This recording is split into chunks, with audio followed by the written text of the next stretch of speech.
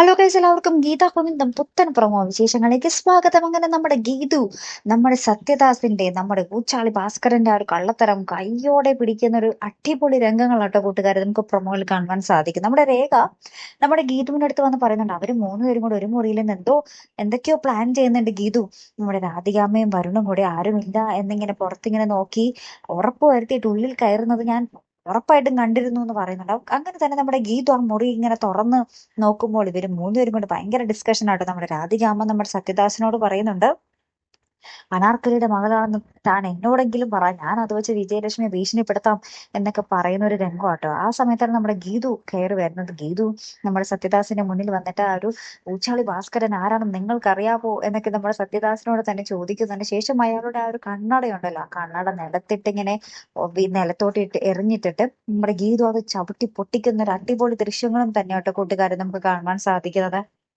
എന്തായാലും ഒരു അടിപൊളി എപ്പിസോഡ് തന്നെ ആട്ടോ വരാൻ പോകുന്നത്. മറക്കാതെ കാത്തിരുന്ന് കാണാം. അപ്പൊ അടുത്തൊരു വീഡിയോയുമായി വരുന്നത് വരയ്ക്കും ഗുഡ് ബൈ.